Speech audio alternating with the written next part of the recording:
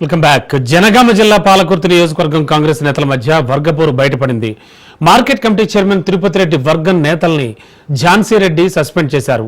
ఝాన్సీ రెడ్డి తీరుపై తిరుపతి రెడ్డి వర్గం ఆగ్రహం వ్యక్తం చేసింది. తిరుపతి రెడ్డిపై ఝాన్సీ రెడ్డి వర్గం విమర్శలు చేసింది. తిరుపతి రెడ్డి గురించి మాట్లాడితే బట్టలు ఊడదీసుకొడతామంటూ ఆయన వర్గం నేతలు హెచ్చరిస్తున్నారు. ఝాన్సీ రెడ్డి ఇలాగే వ్యవహరిస్తే తమ భవిష్యత్ కార్యాచరణ ప్రకటిస్తామని తిరుపతి రెడ్డి వర్గం వెల్లడించింది. మమ్మల్ని సస్పెండ్ చేసే హక్కు మీకెక్కడదంటూ ప్రశ్నించారు. ఎమ్మెల్యే యశస్విని రెడ్డిని గౌరవిస్తాం, నిన్ను కాదంటూ తిరుపతి రెడ్డి వర్గం తేల్చి చెప్పింది. నువ్వు ఏం చెప్పదలుచుకున్నావు?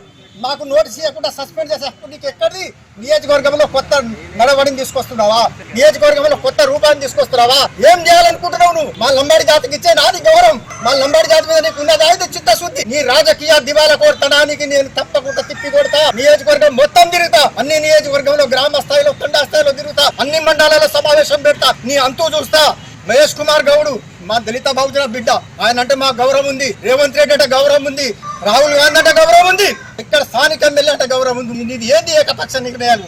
నేను అమెరికా పంపిస్తా అని చెప్పి నేను తిట్టిన వాళ్ళ దగ్గర పెట్టుకుంటావు. ఎప్పుడే నేను లంబాడి బిడ్డను, గత 30 సంవత్సరాలు రాజకీయం చేస్తున్నా, మండల పార్టీ అధ్యక్షుడిగా పనిచేసిండు. నువ్వు లేనప్పుడే, నీ ఓనమాలు లేనప్పుడే